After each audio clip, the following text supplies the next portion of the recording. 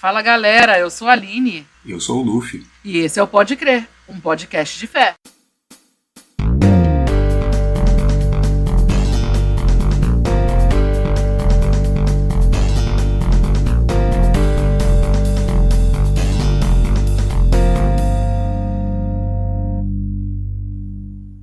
O assunto de hoje trata de um tema muito importante na Bíblia, que é o pecado. Todos pecaram. Qual é o problema?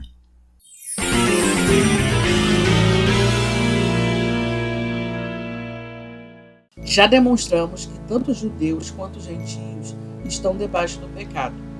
Como está escrito, não há nenhum justo, nenhum sequer. Romanos 3, 9 e 10.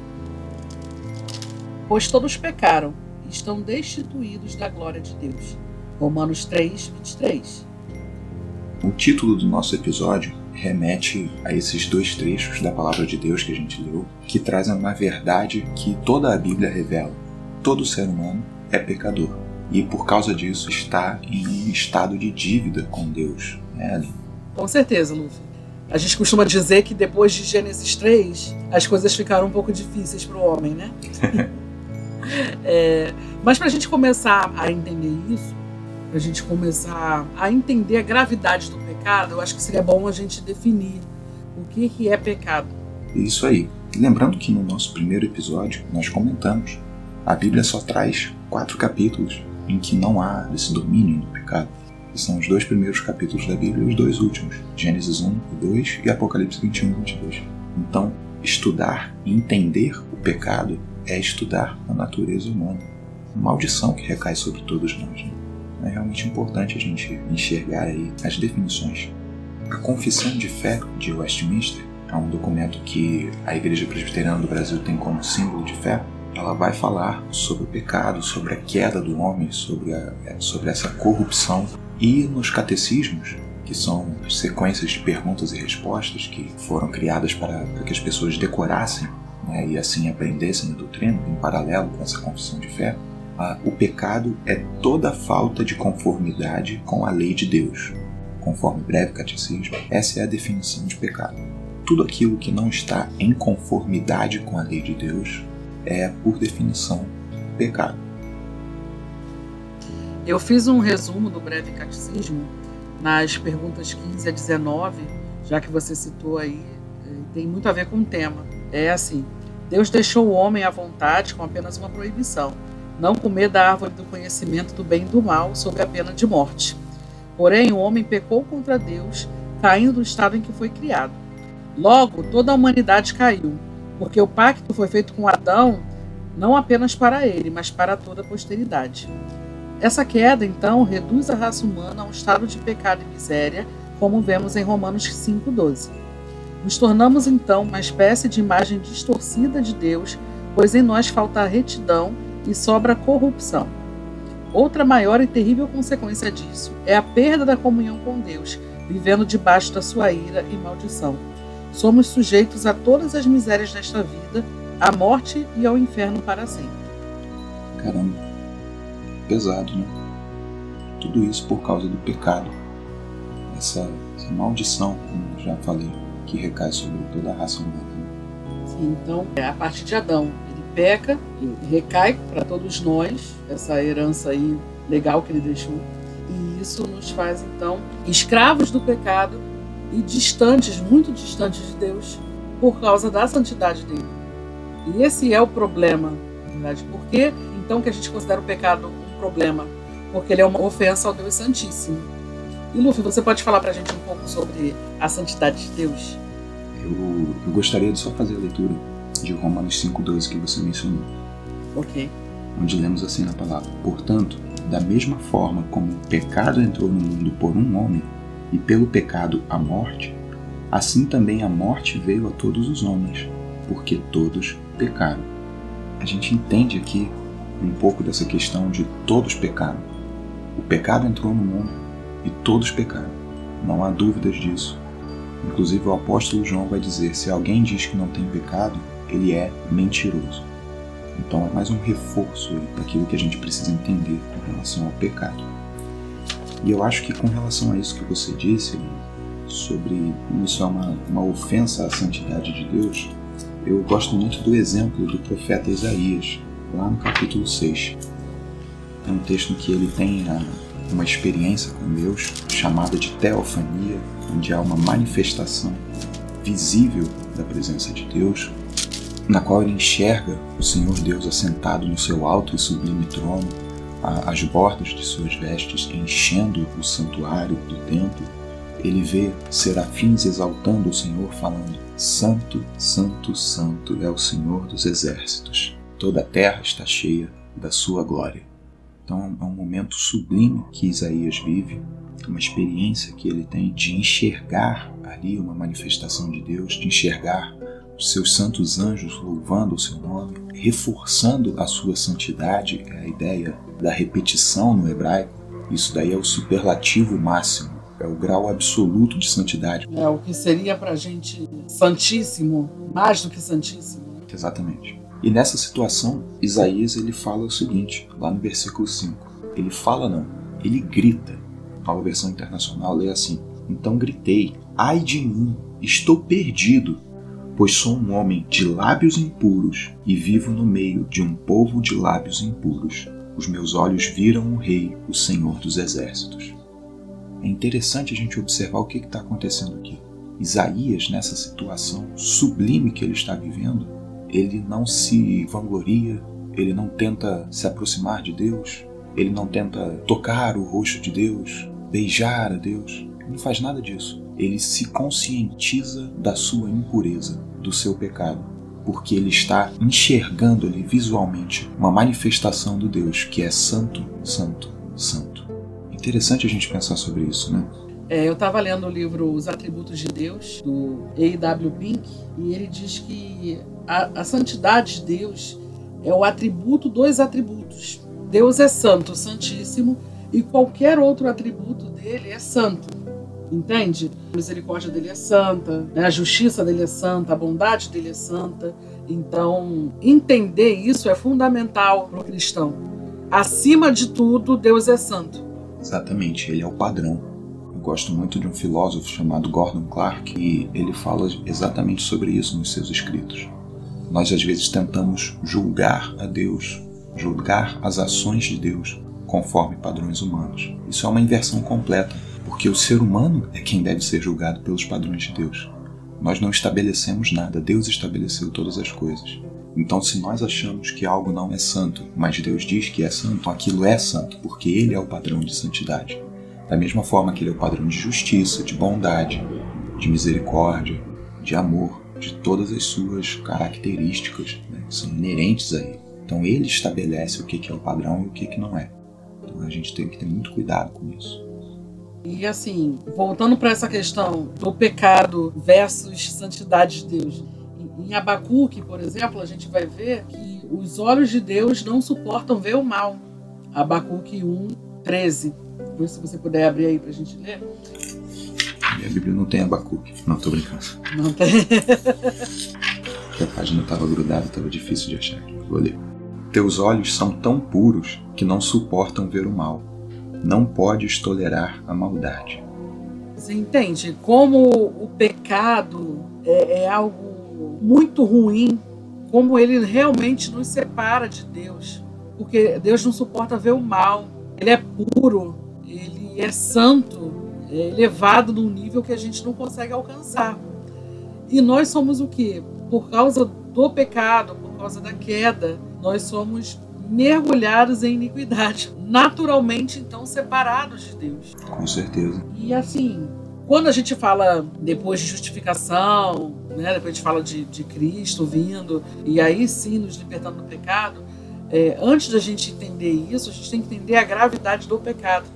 Porque você não entende a boa notícia sem entender a ruim, né? Isso é até uma crítica que eu já fiz algumas vezes, em alguns contextos de evangelismo. Uhum. Porque quando a gente evangeliza, a gente não pode se esquecer de que a gente está pregando salvação. A gente está proclamando àqueles que vão ouvir que existe uma esperança de salvação. Mas salvação de quê, né? A gente precisa falar sobre o pecado para falar sobre salvação. E para que a pessoa entenda que o pecado é tão ruim, ela precisa entender a santidade de Deus. ela precisa entender, primeiro, que o pecado nos separa de Deus e outra coisa, o pecado nos leva à morte. O reverendo Paul Washer, que muitas pessoas até por algum de forma compreensível na realidade, muitas pessoas não gostam dele porque as palavras que ele prega são duras demais, sempre muito pesado, enfim, é o estado em que estamos atualmente. Mas ele fala com muita propriedade que a primeira coisa que o cristão que está buscando se desenvolver, fortalecer a sua fé, deve fazer é estudar os atributos de Deus, conhecer os atributos de Deus. Ele deve usar o seu tempo de estudo da palavra para conhecer aquele que revelou a palavra, para conhecer a Deus, conhecer a Jesus Cristo, conhecer o Espírito Santo.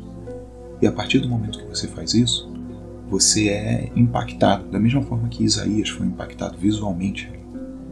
Você é impactado pela santidade de Deus.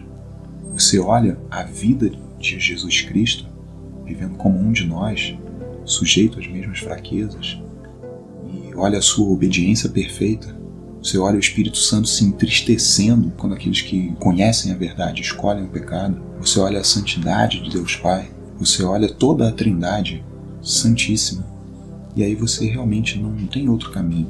Você entende esse mal do pecado que você comentou. Você entende o que acontece na vida do ser humano quando o pecado passa a habitar. Então a gente precisa lembrar sempre disso. Treinar a nossa mente, o nosso coração, para olhar para a santidade de Deus. E aí, olhando, a gente entende como nós somos miseráveis e que a gente precisava de alguém que realmente fizesse uma obra para que a gente pudesse voltar a se reconciliar com o Pai. Recapitulando o que a gente falou até agora, primeira coisa, o pecado, então, como você definiu, é falta de conformidade com a lei de Deus.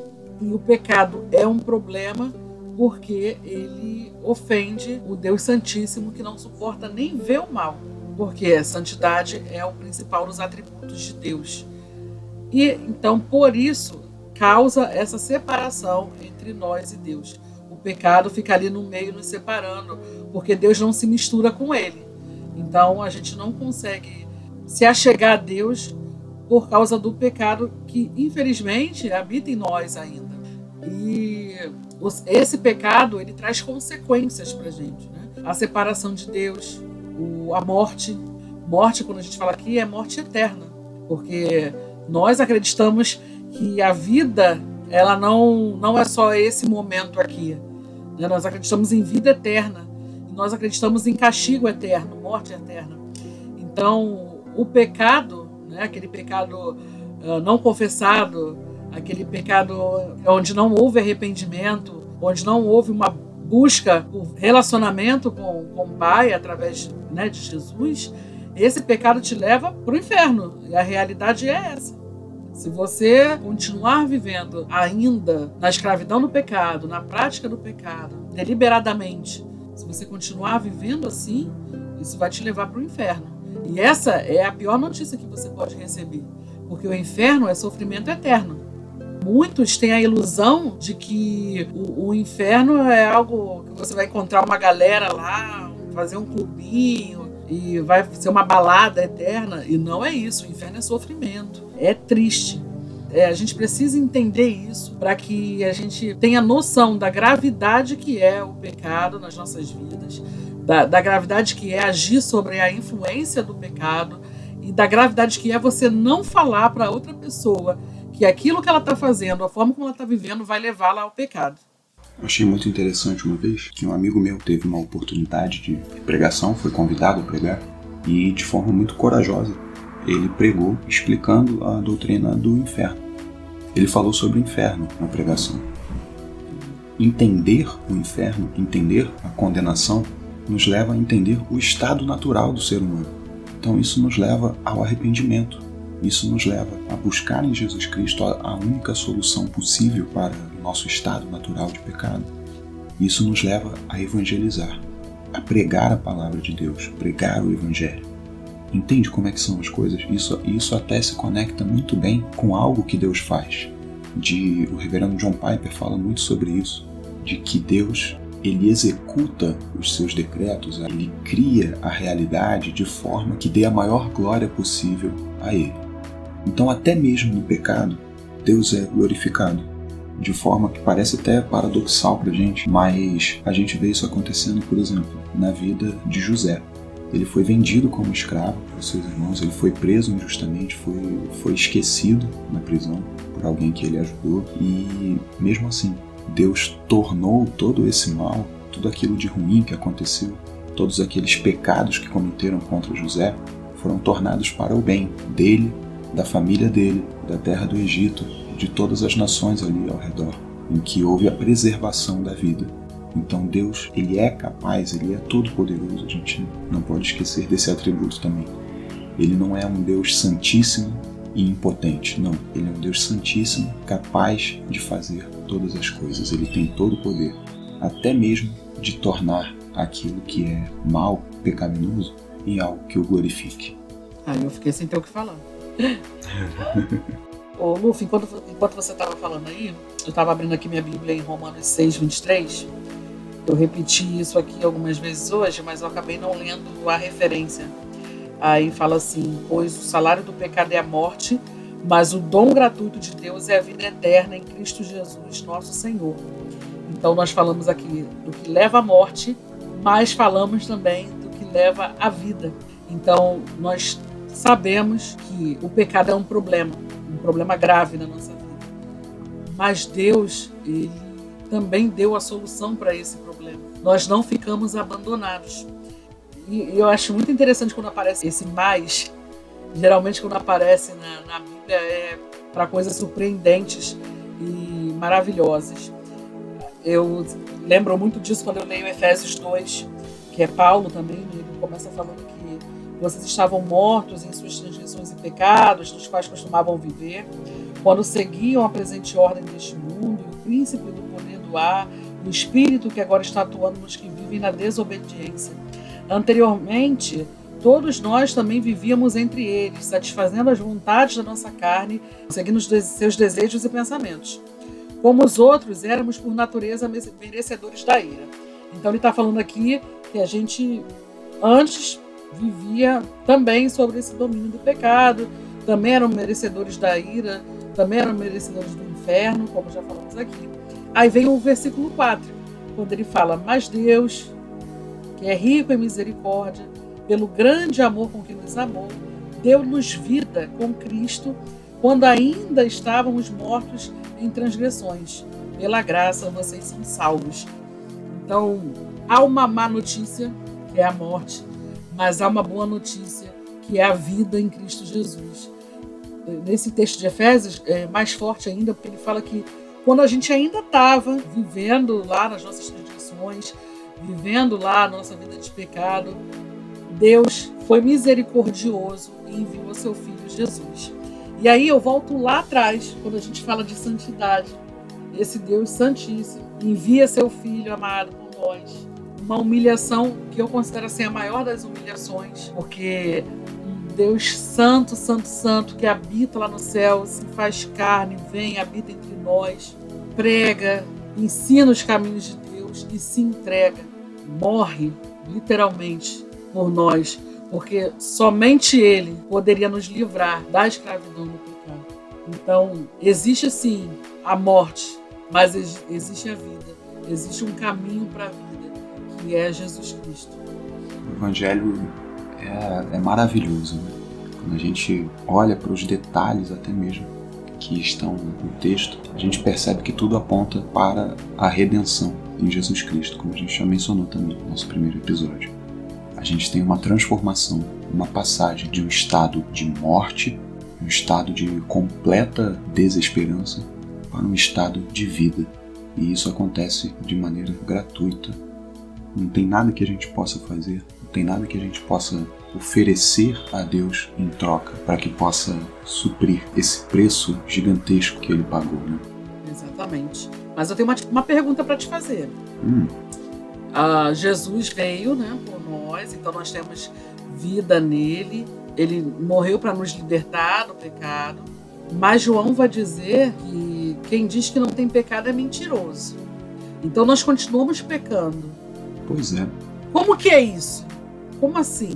Como eu explico isso para a pessoa que está começando a caminhar agora, para uma pessoa que se converteu agora, ou até mesmo para a pessoa que ainda não se converteu. Como é que a gente explica isso para a pessoa? Não, ó, Jesus vai te dar vida, Jesus te libertou dos pecados, mas você vai continuar pecando. Como é isso? Vamos falar de Paulo de novo, lá em Romanos 7. Sei que nada de bom habita em mim, isto é, em minha carne, porque tenho o desejo de fazer o que é bom, mas não consigo realizá-lo.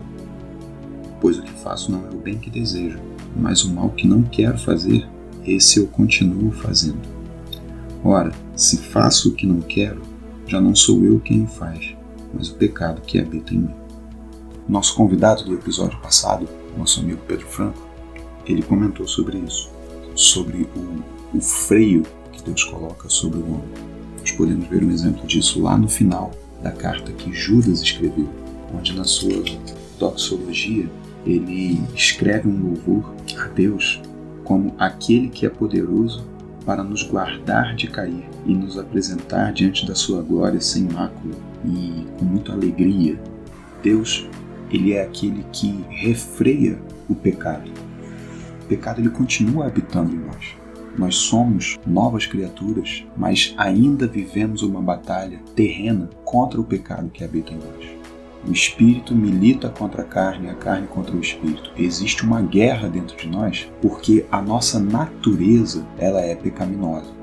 Talvez um exemplo que nos ajude a entender é a pessoa que está tentando se livrar de uma compulsão, de um vício. Pode ser na bebida, nas drogas, seja no que for.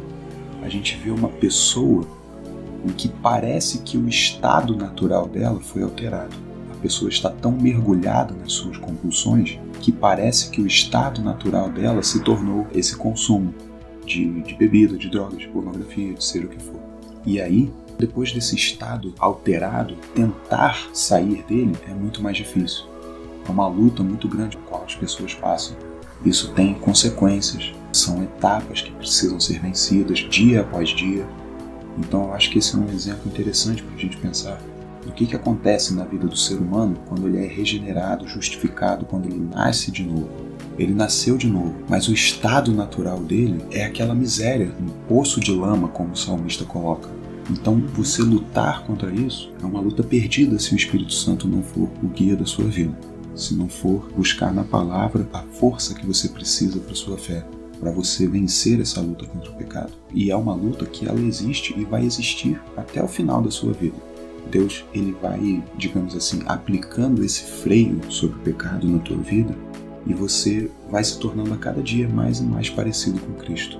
Essa é a ideia de todo aquele processo chamado de santificação. Então é uma luta contra o pecado.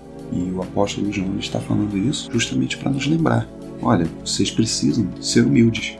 Às vezes é útil a gente tentar fazer um mega resumão de alguns livros da Bíblia, de alguns capítulos, de alguns trechos importantes, né?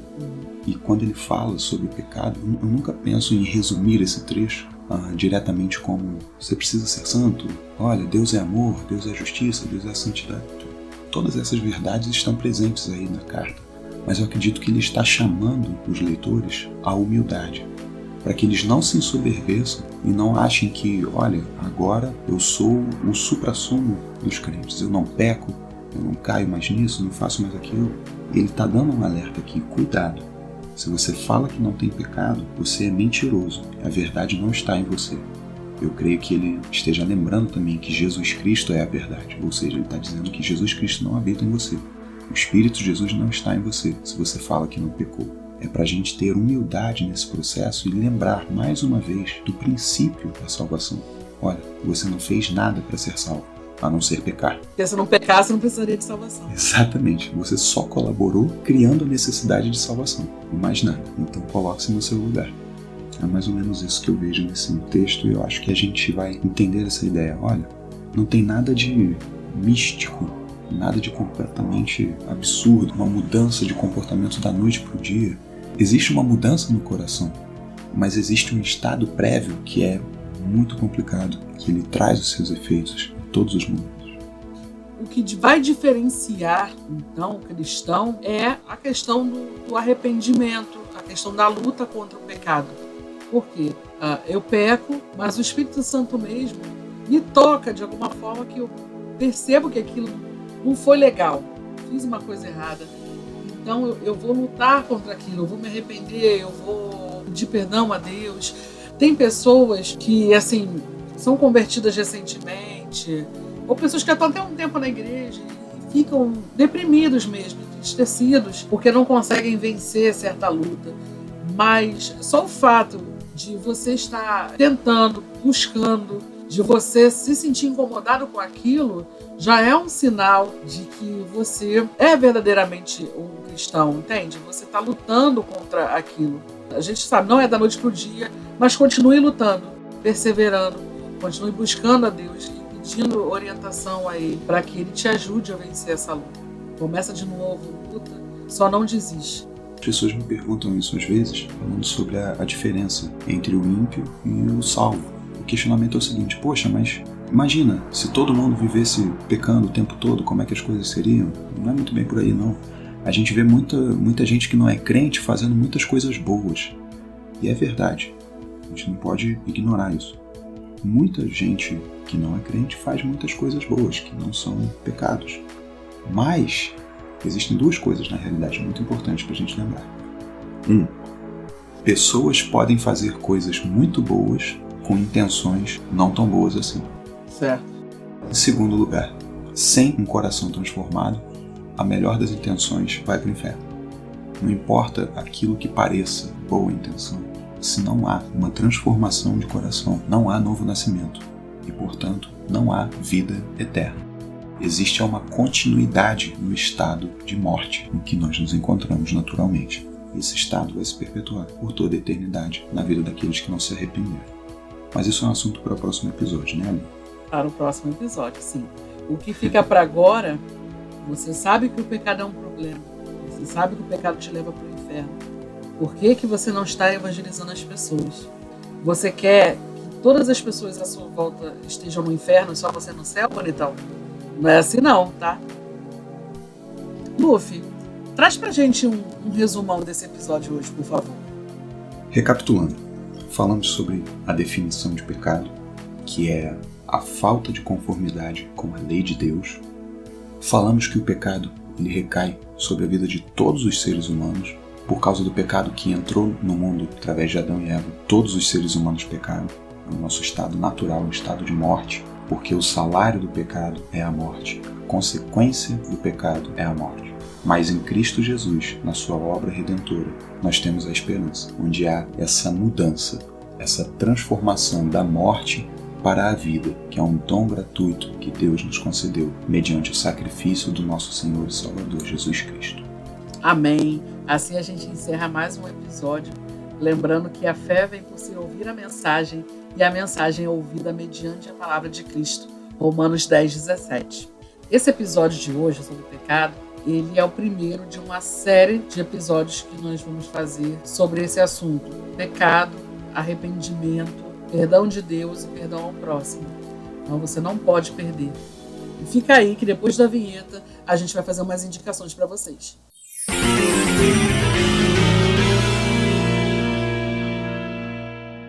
Qual a indicação de leitura bíblica, Luffy?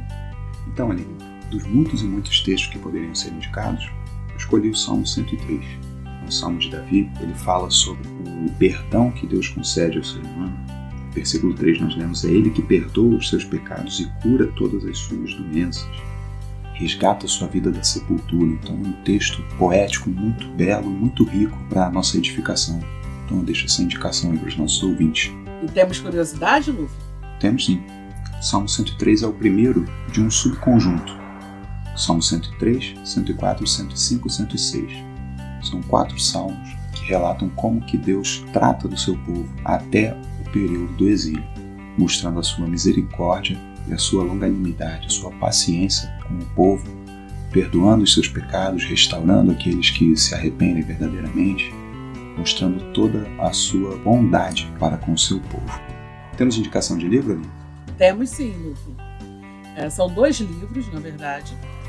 Primeiro, falando propriamente sobre o pecado. O Mal que Habita em Mim, da editora Cultura Cristã. O nome do livro é O Mal que Habita em Mim, o subtítulo dele é Uma Conversa Franca sobre o Poder e a Derrota do Pecado.